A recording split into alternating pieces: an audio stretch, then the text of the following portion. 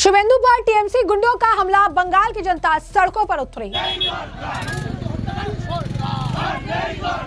ममता बनर्जी के खिलाफ जमकर लगे नारे। हमले को लेकर गृह मंत्रालय सख्त, मांगी गई वीडियो फुटेज और रिपोर्ट। तो भारतीय जनता पार्टी के कार्यकर्ताओं ने पश्चिम बंगाल विधानसभा में नेता प्रतिपक्ष शुभेंदु अधिकारी पर पश्चिमी मेदिनीपुर जिले में हुए हमले के विरोध में प्रदर्शन किया है। भाजपा नेताओं ने आरोप लगाया कि पश्चिम बंगाल में नेता प्रतिपक्ष के ऊपर प्लान के तहत हमले किए गए।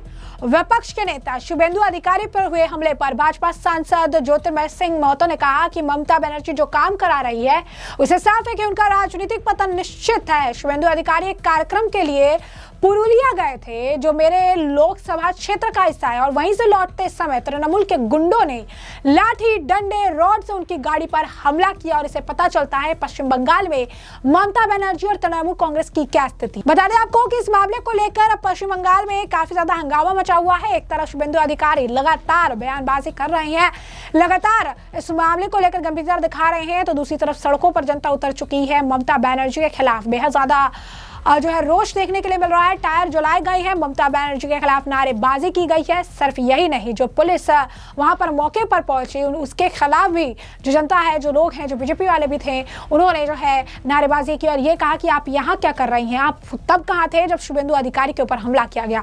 देखिए जरा किस तरीके से ये उग्र प्रदर्शन जो है देखने के लिए मिल रहा है और किस तरीके की बयानबाजी की गई है।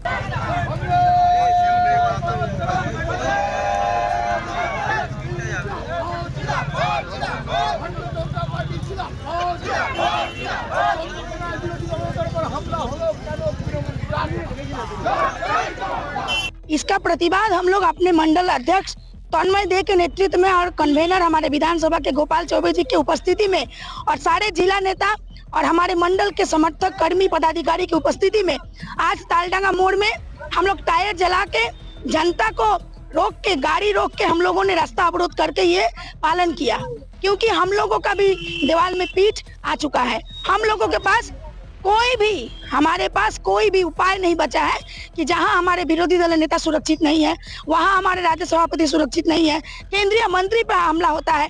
बार बार ये हमले की राजनीति, गुंडागर्दी की राजनीति, दर्शन की राजनीति, तोलाबाजी की राजनीति और फाइल चोरी की राजनीति, हमारे फुटबॉलर मेसी केलेंकारी की राजनीति, इतने सारे घोटाला के बाद हमारे पास कोई ऑप्शन नहीं बचा है।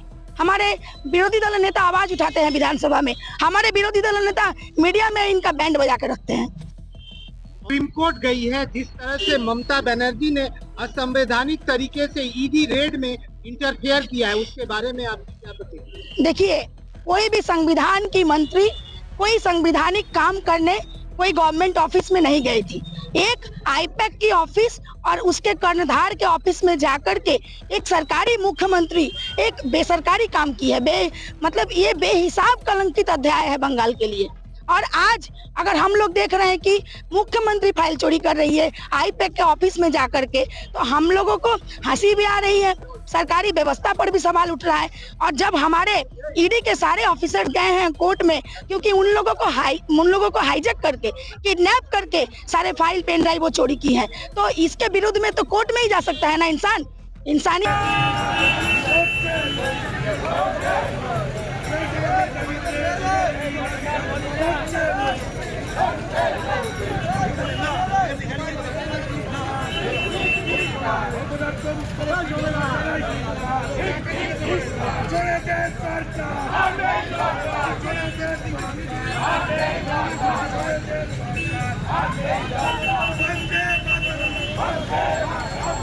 तो जैसे कि आपने उनका बयान सुना, साथ ही साथ आपको बता दें पश्चिम बंगाल में अलग अलग जगहों पर लगातार प्रदर्शन हो रहे हैं। भाजपा कार्यकर्ताओं का कहना है कि हमारे विपक्ष के नेता चंद्रकोना जा रहे थे, 8-10 टीएमसी के कार्यकर्ताओं ने उनकी गाड़ी पर जानलेवा हमला कर दिया।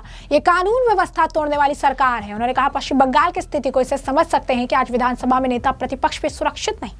बंगाल की पुलिस नेता प्रतिपक्ष की सुरक्षा तक नहीं कर पा रही है। यही नहीं, जनता ने तो मौके पर आई पुलिस को इस भी सवाल पूछ लिए कि जब हमला हुआ तो आप कहाँ थे, आप उस वक्त मौजूद नहीं थे और अभी आप यहाँ पर गिरफ्तारियां करने चले आए हैं। ये आखिर कैसी स्थिति है? पुलिस को भी काफी खरी खोटी सुनाई गई है और उसके बाद वहां पर पुलिस जो है प्रदर्शन रोकने के लिए लगातार अपने तरफ से प्रयास करती इस वीडियो में दिख रही है। इसके साथ साथ आपको बता दें कि शुभेंदु अधिकारी पर हुए हमले को लेकर बयानबाजी जारी है। इस मामले को लेकर बीजेपी के नेता केआ घोष का बयान भी सामने आया, जहां पर उन्होंने कहा कि ममता बनर्जी अभी तक 2021 में नंदीग्राम में मिली हार से उबर नहीं पाई है, जिसे वो 2021 में फिर से देखने वाली है। विपक्ष के नेता शुभेंदु अधिकारी ने उन्हें 1596 वोटों से हार दी थी। उसी वजह से टीएमसी विपक्ष के नेता के खिलाफ हर तरह का आतंक फैला रही है। ये पहली बार नहीं है जब शुभेंदु अधिकारी पर हमला हुआ है। उन पर और हमारे केंद्रीय नेताओं पर अनगिनत बार हमले हुए हैं। क्या कुछ और कहना है उनका, सुनिए। First thing is that it is unfortunate that our MP of Trinamool Congress, he doesn't even know that the CAA, the law itself, it promises to give citizenship to all the Matuas.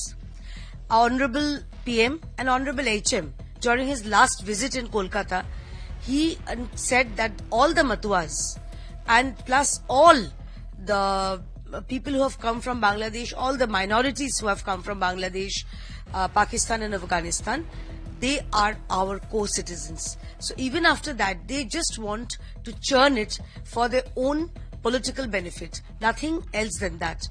The Matuas, they are an integral part of India as much as we are, which has been clearly stated in the CAA, which has been clearly stated by the Honorable PM and the Honorable HM. तो जैसा कि आपने उनका बयान सुना, आपको बता दें पश्चिम बंगाल में नेता प्रतिपक्ष और बीजेपी के वरिष्ठ नेता शुभेंदु अधिकारी के काफिले पर मणिपुर में हमला हुआ। इसके बाद बीजेपी के नेता हर एक जिले में प्रदर्शन करने लगे हैं। वहीं अब शुभेंदु अधिकारी के काफिले पर हुए हमले को लेकर गृह मंत्रालय भी सख्त हो चुका है।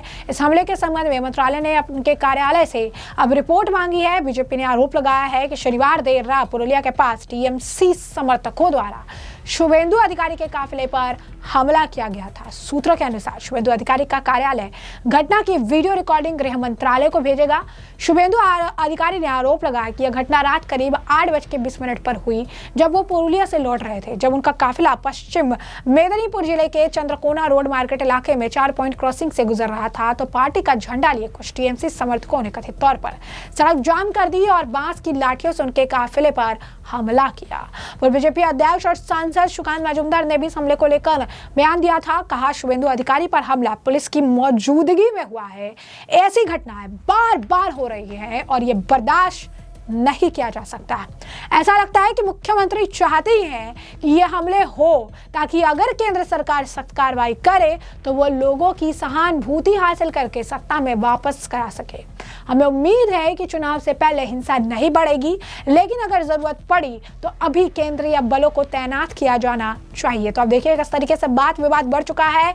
इस वक्त बंगाल में चुनाव से ठीक पहले लगातार बयानबाजियों का दौर है। शुभेंदु अधिकारी के काफिले पर जिस तरीके से हमला हुआ, इस हमले के बाद राजनीति चरम पर हो रही है। लगातार बयानबाजी देखने के लिए मिल रही है। शुभेंदु अधिकारी भी काफी नाराज है, साफ की मांग करते दिख रहे हैं। तो ऐसे में हमने आपको जो पूरा मामला है विस्तार से बताया कि पूरा मामला क्या है। तमाम आपने बयान सुन लिए हैं। इस पूरे मामले पर आपकी भी जो राय हो कमेंट सेक्शन में कमेंट करके जरूर से जरूर साझा करिएगा। धन्यवाद।